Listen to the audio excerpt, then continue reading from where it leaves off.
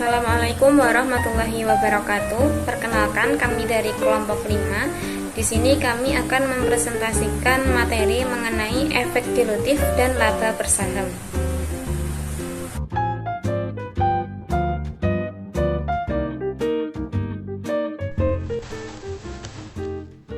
Yang pertama yaitu ada utang dan juga ekuitas.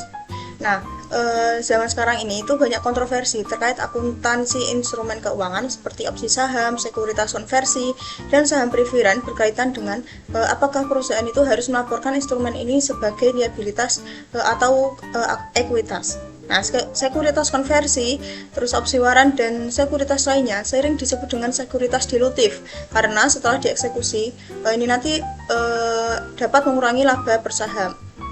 Nah, pertama itu ada utang konversi, di mana utang konversi ini contohnya yaitu obligasi konversi dapat ditukar dengan surat berharga perusahaan lain selama periode tertentu setelah penerbitan.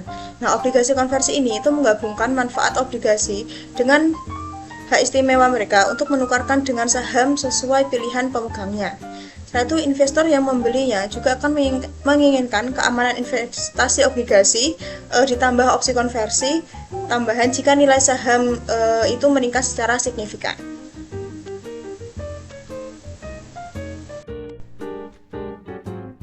Setelah itu ada akuntansi untuk utang konversi utang. Konversi dicatat sebagai instrumen majemuk karena mengandung komponen liabilitas dan ekuitas. Nah, IFRS itu mengharuskan instrumen majemuk dipisahkan menjadi komponen liabilitas dan juga ekuitas untuk tujuan akuntansi. Sebagaimana telah dijelaskan, yaitu komponen ekuitas adalah jumlah sisa setelah dikurangi komponen liabilitas.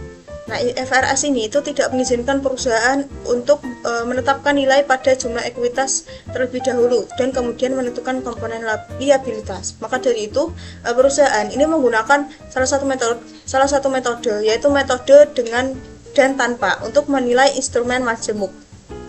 Yang pertama yang harus diperhatikan dalam melakukannya yaitu menentukan total nilai wajar utang konversi termasuk komponen liabilitas dan ekuitas. Nah, hal ini itu mudah karena jumlah ini tuh merupakan hasil yang diterima saat penerbitan. Setelah itu yang kedua itu menentukan komponen liabilitas dengan menghitung nilai sekarang bersih dari semua arus kas masa depan kontraktual yang didiskontokan pada tingkat bunga pasar. Nah, pada tingkat bunga pasar ini itu tingkat bunga yang akan dibayarkan perusahaan untuk utang non konversi serupa. Dan yang ketiga yang terakhir yaitu mengurangi komponen liabilitas yang diestimasi pada langkah kedua dari komponen wajar. Nah, nilai utang konversi hasil penerbitan itu mendapatkan komponen ekuitas, artinya komponen ekuitas itu merupakan nilai wajar utang konversi tanpa komponen liabilitas. Untuk materi selanjutnya yaitu akuntansi pada saat penerbitan. Di situ sudah tertera mengenai contoh soalnya. Untuk perhitungan nilai kewajibannya, karena obligasi punya dua unsur, utang dan ekuitas konversi, maka perlu dipisahkan. Untuk mencari present value pokok sebesar 2 juta dikali 0,70843 faktor present value untuk 4 tahun 9% dengan hasil 1.416.860. Kemudian untuk yang present value bunga 120.000 dikali 3,23972 faktor present value anuitas 4 tahun 9% sehingga hasilnya 388.766. Jadi total nilai kewajiban sama dengan total dari present value pokok dijumlah present value bunga hasilnya 1.805.606. Kemudian untuk yang nilai komponen ekuitas, nilai wajar obligasi konversi pada saat penerbitan sebesar 2 juta itu dikurangi nilai komponen utang sebesar 1.805.606 sehingga sisanya merupakan nilai equity sebesar 194.394. Untuk jurnalnya, cash sebesar 2 juta pada bonds payable sebesar 1.805.606, share premium conversion equity sebesar 194.394. Selanjutnya yaitu untuk penyelesaian obligasi konversi ada 4. Yang pertama, dimulai dari yang pertama ada pembelian kembali pada saat jatuh tempo. Untuk jurnalnya itu bonds payable sebesar 2 juta pada cash 2 juta. Untuk yang kedua ada konversi obligasi pada saat jatuh tempo. Untuk jurnalnya share premium konversi equity sebesar 194.394, bond payable sebesar 2 juta pada share capital ordinary 500.000, share premium ordinary 1.694.394. Untuk yang ketiga ada konversi obligasi sebelum jatuh tempo. Untuk jurnalnya yaitu share premium conversion equity sebesar 194.374, bond payable sebesar 1.894.464 pada share capital ordinary sebesar 500.000, share premium ordinary sebesar 1.588.838. Untuk yang keempat ada pembelian kembali sebelum jatuh tempo. Di sini ada beberapa tahap. Yang tahap pertama yaitu menentukan untung atau rugi pembelian kembali utang. Present value dari komponen kewajiban per 31 Desember 2012 sebesar 1.904.900. Untuk nilai bukunya per 31 Desember sebesar 1.894.441. Karena nilai wajarnya lebih besar dari nilai buku, maka bisa dikatakan rugi sebesar 10.459.000. Untuk yang kedua yaitu menentukan penyesuaian ekuitas. Fair value obligasi konversi pada 31 Desember 2012 sebesar 1.965.000 dikurangi dengan nilai wajar komponen utang sebesar 1.904.900 sehingga sisanya yaitu nilai komponen ekuitas sebesar 60.100. Kemudian untuk jurnalnya bonds payable sebesar 1.894.441, share premium conversion equity 60.100, loss on repurchase 10.459.000 pada cash sebesar 1.965.000. Selanjutnya konversi saham preferen. Konversi saham preferen itu termasuk opsi bagi pemegang saham untuk mengkonversi preferensi ke dalam saham biasa tetap. Konversi saham preferen ini yang dilaporkan itu sebagai bagian dari ekuitas. Ketika saham preferen yang dikonversi atau dibeli kembali, tidak ada kerugian atau keuntungan yang diakui. Contohnya, perusahaan MOS menerbitkan 1.000 saham preferen konversi yang memiliki nilai nominal sebesar $1 per saham. Saham yang diterbitkan pada harga $200 per saham. Jurnal untuk mencatat transaksi ini kas sebagai debit sebesar 1.000 dikali $200 sebesar $200.000. Share capital preference 1.000 dikali $1 sebesar $1.000 di bagian kredit, dan share premium conversion equity sebesar $199.000 di bagian kredit. Jadi jurnalnya itu kas di debit, share capital preferen, dan share premium conversion equity di kredit.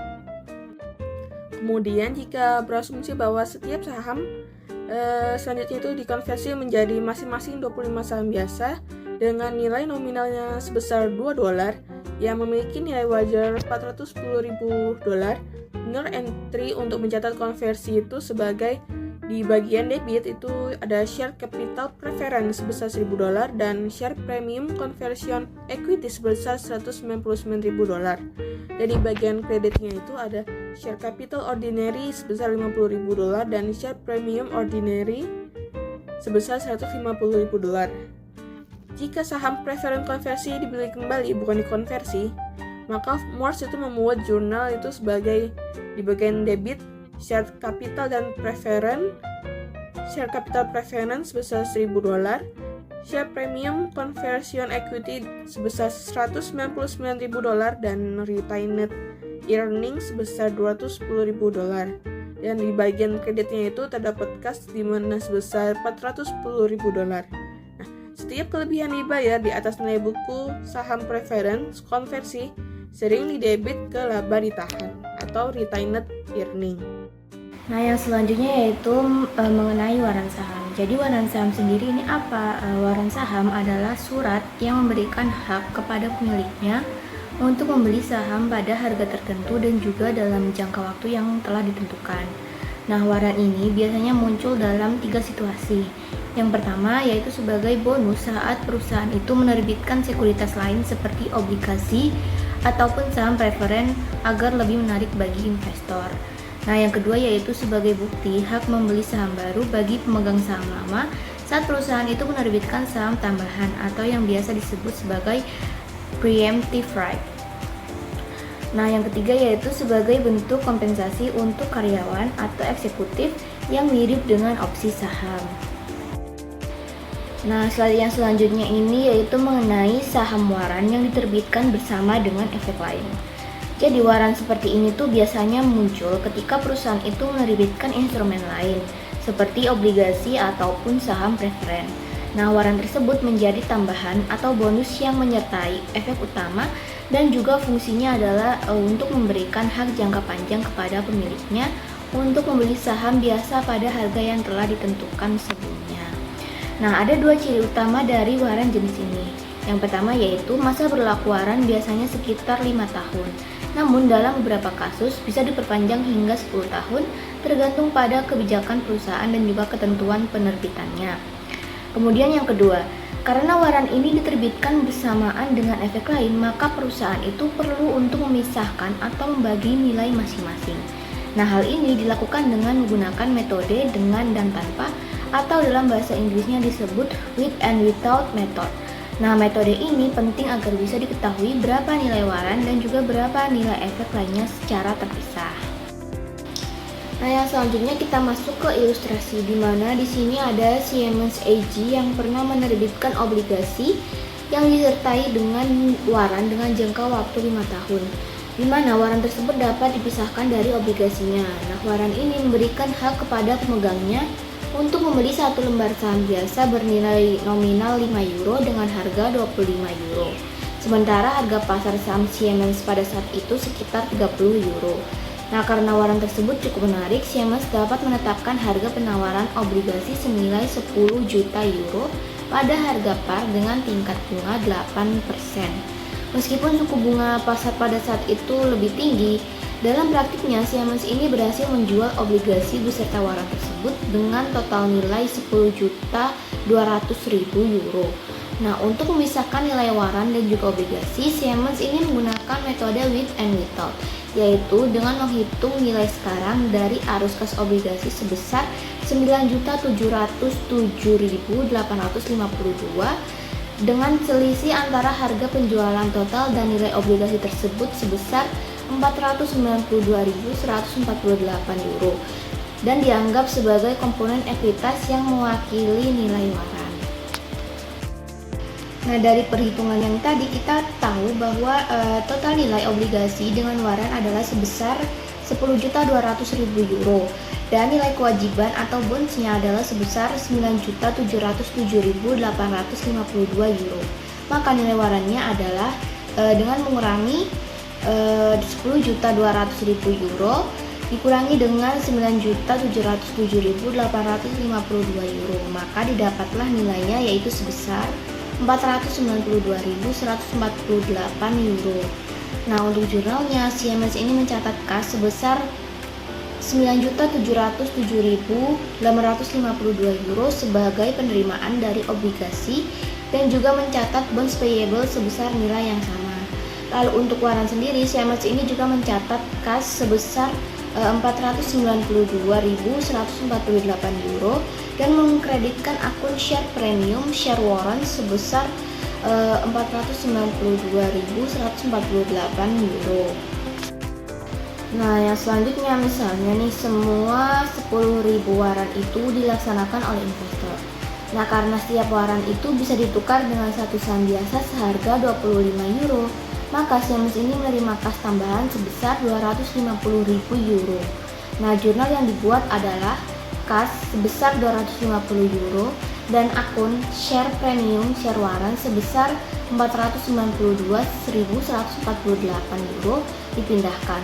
Lalu Siemens juga mencatat share capital ordinary sebesar 50.000 euro, yaitu dari 10.000 saham dikali nilai nominal sebesar 5 euro, dan sisanya yaitu sebesar 692.148 euro yang masuk ke share premium ordinary.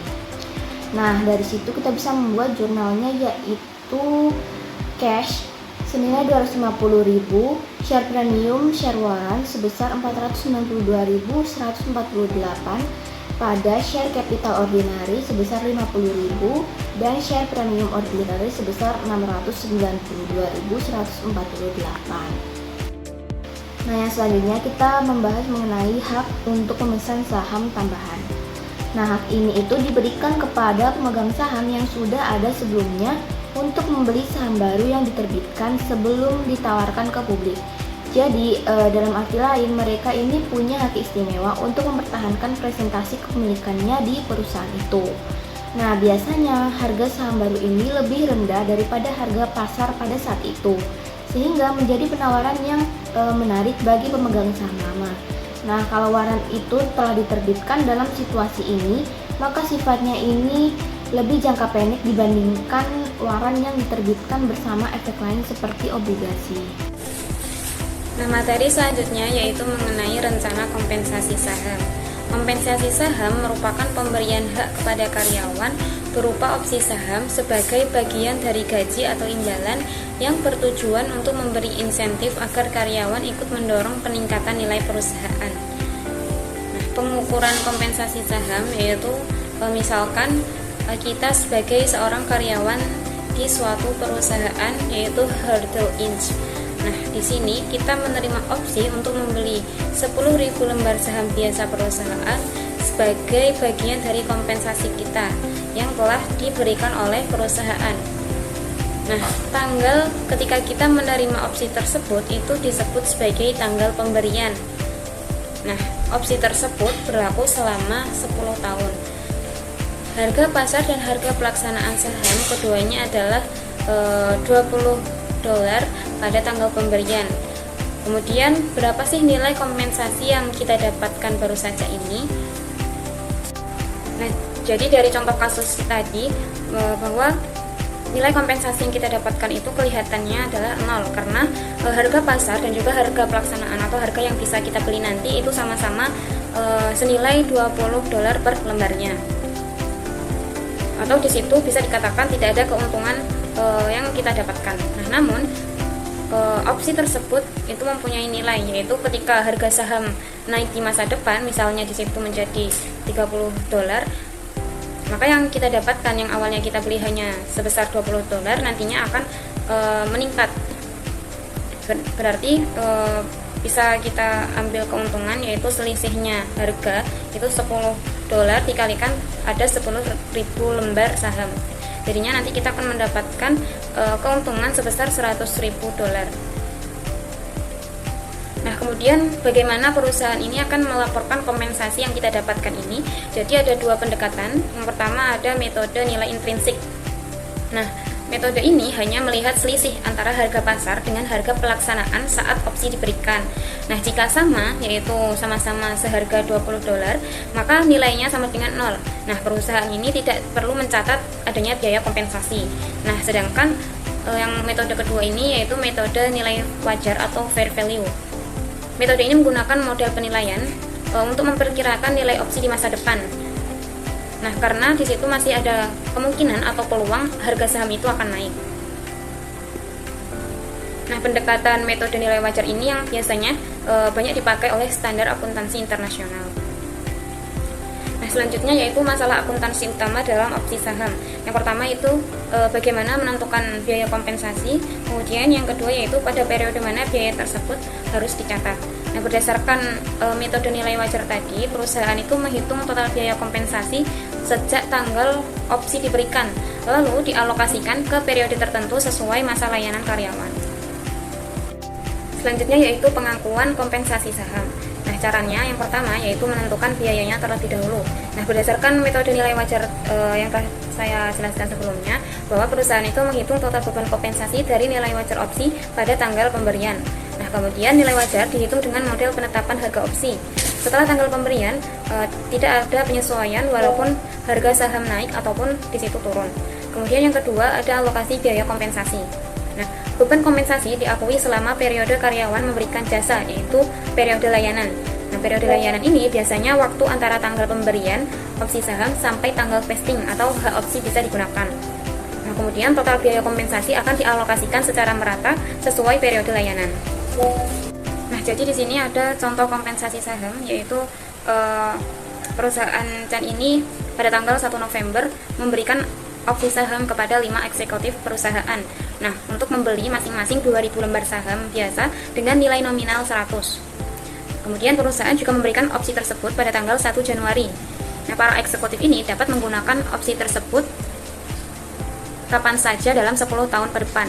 Nah, harga opsi per lembar saham adalah 6.000 dan harga pasar pada tanggal pemberian adalah 7.000 per lembar sahamnya. Nah, kemudian dengan metode nilai wajar terhitung total kompensasi seluruhnya yaitu sebesar 22 juta. Kemudian yaitu entry dasar akuntansi. Dituliskan bahwa tanggal pemberian itu terjadi pada tanggal 1 Januari 2022. Nah, pada saat itu tidak ada jurnal. Kemudian pada akhir 2022 yaitu pada tanggal 31 Desember 2022 mendebitkan akun compensation expense pada share premium sebesar 11 juta. Kemudian pada akhir 2023 yaitu pada tanggal 31 Desember 2023 menuliskan jurnal dengan mendebitkan akun compensation expense pada share premium share option sebesar 11 juta. Nah, biaya kompensasi ini dialokasikan merata selama 2 tahun. Kemudian yaitu kadaluarsa opsi saham. Nah, kadaluarsa opsi saham ini terjadi jika karyawan itu tidak menggunakan atau tidak melaksanakan opsi saham hingga melewati tanggal kadaluarsa. Nah, maka perusahaan nantinya akan memindahkan saldo dari akun premi saham, opsi saham ke akun lain dengan nama yang lebih tepat, misalnya seperti saham berupa opsi saham yang kadaluarsa. Nah, contohnya pada perusahaan Chen tadi, total kompensasinya kan tadi 22 juta. Nah, hanya 20% opsi yang dipakai sehingga 80%-nya itu tidak digunakan sehingga kadaluarsa. Sehingga dituliskan pada jurnal di tanggal 1 Januari yaitu tanggal kadaluarsanya yaitu mendebitkan premi saham sebesar 17.600 dan mengkreditkan akun saham berupa opsi saham kadaluarsa sebesar 17.600. Nah, selanjutnya yaitu pengaturan kompensasi saham. Opsi saham yang tidak digunakan tetap harus dicatat bebannya atau biaya kompensasinya karena perusahaan sudah menerima jasa dari karyawan. Nah, berdasarkan IFRS, perusahaan itu tidak menyesuaikan beban kompensasi setelah opsi berakhir. Nah, kemudian apakah bisa biaya kompensasi ini disesuaikan? Nah, ketika kondisi masih kerja atau service condition, jika syaratnya karyawan harus bekerja selama periode tertentu, maka kompensasi dapat disesuaikan. Misalnya, kalau ada karyawan keluar sebelum selesai masa kerja, maka jumlah opsi yang diakui akan disesuaikan. Kemudian jika kondisi pasar atau market condition, misalnya harga saham harus naik di atas harga tertentu. Nah, karena kondisi pasar sudah dihitung dalam nilai wajar di awal, maka tidak boleh ada penyesuaian beban kompensasi meski akhirnya opsi tidak digunakan.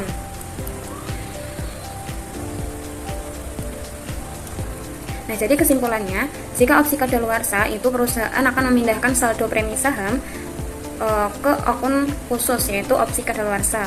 Kemudian kompensasi itu bisa disesuaikan hanya jika terkait kondisi layanan atau dalam masa kerja. Nah, kompensasi tidak bisa disesuaikan jika terkait kondisi pasar, misalnya yaitu mengenai harga saham. Selanjutnya saham terbatas atau restricted stock. Sesuai dengan namanya, restricted stock ini merupakan saham yang diberikan kepada karyawan tetapi dengan beberapa batasan. Batasan utamanya itu tidak bisa langsung dijual atau mengalihkan saham tersebut. Nah, kapan batasan itu akan menghilang? Batasan itu akan menghilang saat masa vesting itu terpenuhi. Masa vesting ini merupakan periode waktu di mana karyawan harus bekerja di perusahaan untuk bisa memiliki saham tersebut sepenuhnya. Jika karyawan tersebut berhenti sebelum masa vesting berakhir, maka saham tersebut akan hangus. Ada 3 keuntungan utama dari saham terbatas. Yang pertama itu selalu bernilai. Berbeda dengan opsi saham yang hanya bernilai jika harga saham naik di atas harga pelaksanaannya, saham terbatas akan tetap memiliki nilai meskipun harga saham sedang turun. Yang kedua, dilusi lebih sedikit. Karena saham terbatas ini sudah pasti bernilai, perusahaan biasanya memberikan jumlah saham yang jauh lebih kecil dibandingkan opsi saham.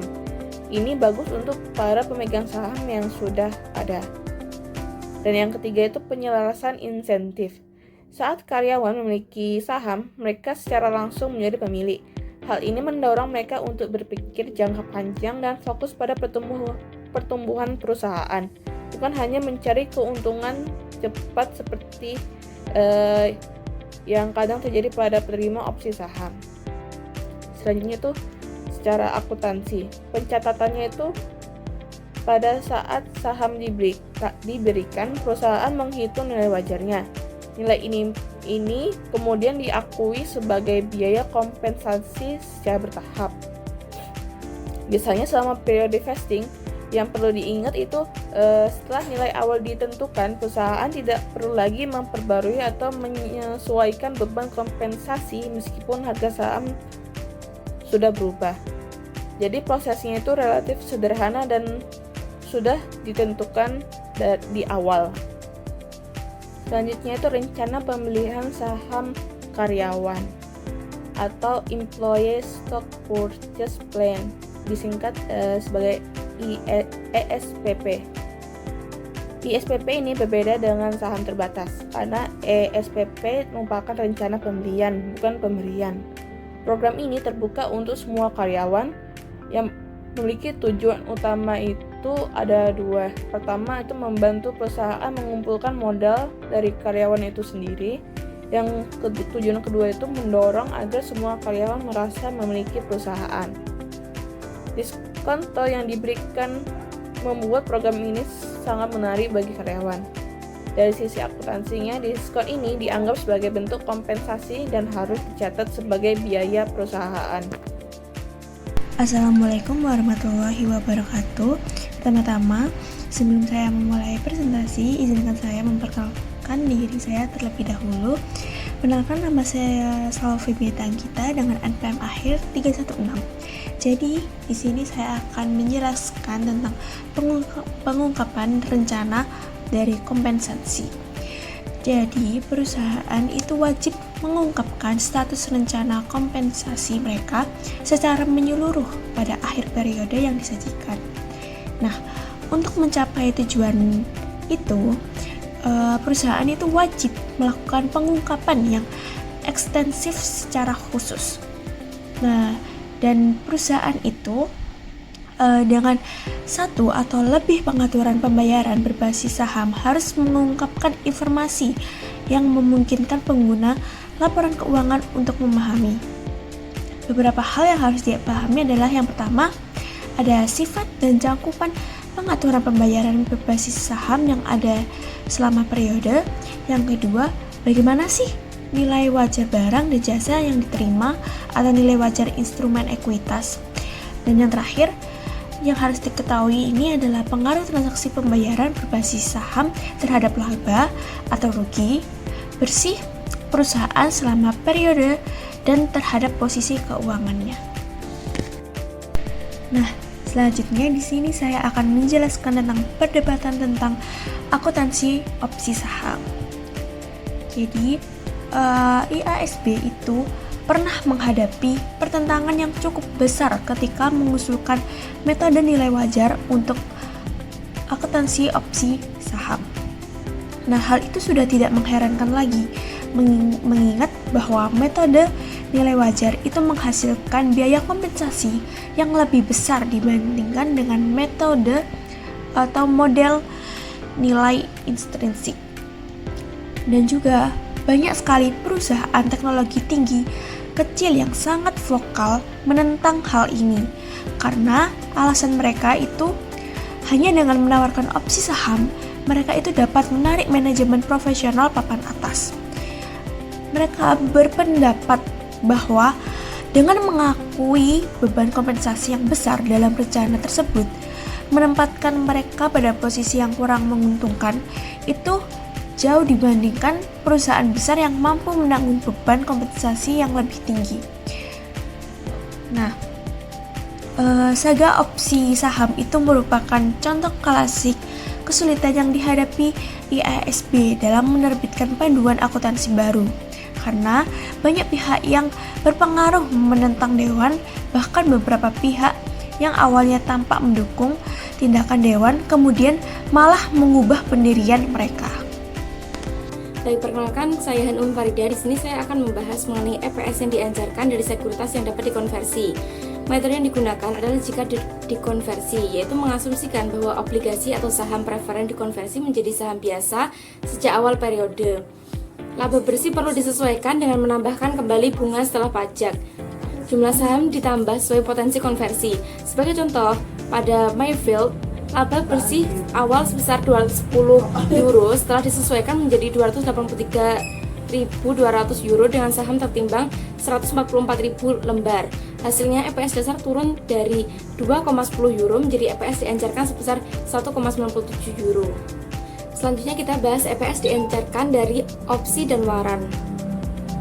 Untuk instrumen ini digunakan metode saham treasury. Jika harga pelaksanaannya lebih rendah daripada harga pasar, maka opsi atau waran bersifat dilutif karena dapat menambah jumlah saham beredar. Langkahnya adalah menghitung kas dari pelaksanaan opsi atau waran. Kemudian kas tersebut dianggap digunakan untuk membeli kembali saham di pasar. Selisih antara saham yang diterbitkan dengan saham yang dibeli kembali inilah yang menjadi tambahan saham beredar, sehingga laba per saham akan turun. Sebagai contoh, pada soal terdapat 1.500 opsi dengan harga pelaksanaan 30 euro dan harga pasar 50 euro. Jika opsi ini dilaksanakan, perusahaan akan menerima kas sebesar 45.000 euro. Dengan kas tersebut, perusahaan dapat membeli kembali 900 lembar saham di pasar. Artinya, ada tambahan saham beredar sebanyak 600 lembar yang bersifat dilutif. Hal ini menyebabkan EPS perusahaan berkurang karena jumlah sahamnya yang meningkat. Selanjutnya, ada saham yang dapat diterbitkan kontingensi. Apa sih maksudnya? Maksudnya adalah saham ini hanya akan dapat diterbitkan apabila suatu persyaratan atau juga kondisi atau peristiwa di masa depan ini sudah terpenuhi. Contohnya adalah seperti target penjualan ataupun target laba.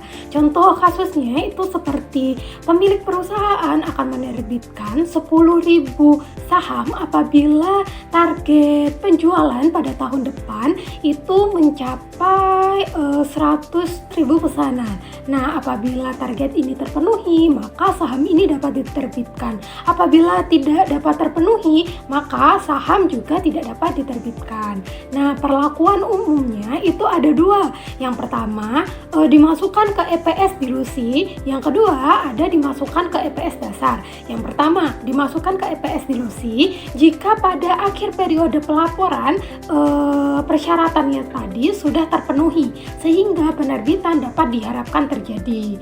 Nah, yang kedua dimasukkan ke EPS dasar jika saham tadi sudah benar-benar beredar. Jadi apabila belum beredar maka dimasukkan ke EPS dilusi. Jika sudah beredar, maka dimasukkan ke EPS dasar. Nah, contoh dari saham kontingensi ini yaitu adanya sebuah perjanjian. 20.000 saham akan diterbitkan jika laba bersih pada tahun 2023 mencapai 90.000. Jika pada akhir 2022 laba bersihnya ini sudah mencapai target, melebihi target senilai 100.000. Tapi periode kontingensi belum berakhir. Nah, makanya dapat bisa berubah. Maksudnya periode kontingensi belum berakhir adalah masa kontingensi dari perjanjian tersebut adalah tahun 2023. Namun pada tahun 2022 ini tuh sudah terpenuhi sehingga saham ini dapat diasumsikan sudah beredar pada laporan di tahun 2022. Namun apabila di tahun 2023 labanya itu tidak mencapai persyaratan yaitu di bawah 90.000, maka saham yang diasumsikan sudah berubah, sudah beredar tadi harus dikeluarkan. Seperti itu. Baik, selanjutnya ada antidilusi. Antidilusi ini terjadi jika sekuritas potensial tidak dapat menurunkan EPS atau malah meningkatkan EPS ketika dikonversi menjadi saham biasa. Sekuritas potensial itu apa aja? Sekuritas potensial itu ada opsi, waran, obligasi konversi, terus ada saham preference, ada juga saham kontingensi. Nah, gimana sih cara menguji antidilusi? Yang pertama caranya adalah menghitung EPS dasar. Yang kedua yaitu mengasumsikan sekuritas potensial ini dieksekusi atau dikonversi sesuai dengan metodenya. Yang ketiga yaitu menghitung EPS baru. Yang keempat itu kita membandingkan antara EPS baru dan EPS dasar ini lebih besar mana. Apabila lebih besar EPS dasar, maka itu dinamakan dengan sekuritas dilutif sehingga dapat dimasukkan. Apabila lebih besar sekuritas baru daripada EPS dasar, maka disebut dengan sekuritas anti dilutif sehingga harus dikeluarkan. Nah, selanjutnya adalah contoh kasus atau contoh penyelesaian dari soal mengenai anti dilusi, yaitu diketahui laba bersih pada tahun ini adalah 210.000. Kemudian ada tambahan laba dari bunga setelah pajak pada obligasi, yaitu senilai 36.000. Maka laba bersihnya adalah 246.000. Kemudian juga diketahui jumlah saham yang beredar adalah 100.000 saham. Kemudian ada tambahan saham akibat dari konversi, yaitu adalah senilai 10.000. Nah, total dari saham biasa yaitu adalah 110.000. Nah, awalnya kita harus menghitung EPS dasar, yaitu laba bersih dibagi dengan saham yang beredar, yaitu 210.000 dibagi dengan 100.000. Hasilnya adalah $2,10. Kemudian EPS yang diedarkan atau ini istilahnya tambahan lah dari total laba bersih yang telah ditambahkan, yaitu 246.000, kemudian dibagi dengan rata-rata dengan saham yang beredar setelah ditambahkan atau saham tambahan akhir. Nah, yaitu senilai 110.000. 246.000 dibagi dengan 110.000 hasilnya adalah $2,24. Nah, kita bandingkan antara kedua ini, antara EPS dasar dengan EPS yang baru. Nah, hasilnya itu lebih besar EPS yang baru, yaitu sebesar 2,24. Nah, ini disebutlah dengan anti dilutif. Selanjutnya di sini saya akan menjelaskan tentang penyajian dan pengungkapan EPS. Nah, di gambar paling atas itu ada struktur modal kompleks. Nah, jadi jika laba dari suatu periode itu mencakup operasi yang dihentikan, perusahaan itu harus menyajikan jumlah per saham untuk hal-hal seperti laba dari operasi yang akan dilanjutkan, operasi yang dihentikan, dan laba bersih. Nah, perusahaan yang melaporkan operasi yang dihentikan itu harus menyajikan jumlah per saham untuk pos-pos tersebut, baik di laporan laba rugi maupun dalam catatan atas laporan keuangan. Lalu pada gambar di sebelah kiri itu ada gambar operasi yang dihentikan. Itu informasi juga yang harus diungkapkan itu ada 4. Yang pertama yaitu jumlah yang digunakan sebagai pembilang dalam menghitung laba per saham dasar dan dilusian saham, dan rekonsiliasi jumlah tersebut dengan laba atau rugi bersih.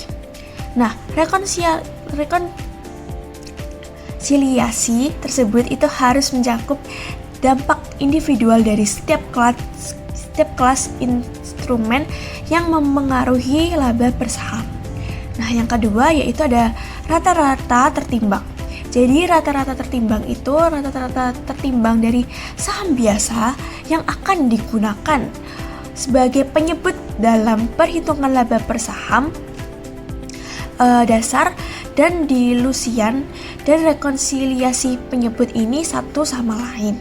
Nah, rekonsiliasi itu harus mencakup efek individual step dari kelas instrumen yang memengaruhi laba per saham. Yang ketiga itu ada instrumen.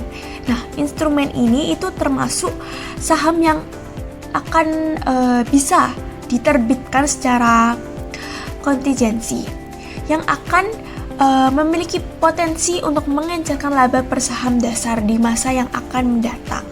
Nah, yang terakhir, yang keempat, yaitu adanya uraian mengenai transaksi saham biasa atau potensi transaksi saham biasa yang terjadi setelah periode pelaporan dan yang bisa mengubah secara signifikan jumlah saham biasa atau potensi dari saham biasa yang beredar pada akhir periode. Nah, di sini yang terakhir yaitu saya akan menjelaskan tentang dari ringkasan perhitungan EPS. Nah, untuk gambar yang di sebelah kiri itu ada cara menghitung EPS menggunakan struktur modal sederhana. Nah, bagaimana tuh caranya? Jadi yang pertama, kita hitung dulu nih pendapatan yang berlaku untuk saham biasa, yaitu dengan pendapatan bersih dikurangi dengan dividen preferensi. Lalu yang kedua, hitung rata-rata tertimbang saham biasa yang beredar. Dan cara yang ketiga, yang terakhir, yaitu menggunakan rumus. Rumusnya adalah EPS itu sama dengan pendapatan yang berlaku untuk saham biasa dibagi dengan rata-rata tertimbang dari saham biasa. Nah, untuk gambar yang di sebelah kanan yaitu menghitung EPS menggunakan struktur model yang kompleks. Nah, di situ terbagi menjadi dua, yaitu ada laba per saham dasar dan laba per saham yang dilusi. Nah, untuk rumus dari laba per saham dasar sendiri yaitu hanya pendapatan yang berlaku untuk saham biasa dibagi dengan rata-rata tertimbang dari saham biasa. Nah, untuk laba per saham yang dilusi itu termasuk semua sekuritas yang berpotensi mengencerkan. Nah, caranya yaitu yang pertama, sekuritas yang akan dapat dikonversi atau selalu disertakan jika bersifat dilutif. Yang kedua, perlunya adanya opsi dan waran atau selalu sertakan jika bersifat dilutif juga. Yang ketiga, perjanjian penerbitan kontingensi sama juga selalu disertakan jika bersifat dilutif. Nah, untuk cara yang terakhir yaitu adalah rumus. Nah, rumusnya adalah pendapatan yang berlaku untuk saham biasa yang disesuaikan dengan bunga atau setelah pajak dan dividen preferensi pada semua efek itu dibagi dengan dilutif saham biasa rata-rata tertimbang dengan asumsi dilusi maksimum dari semua efek dilutif.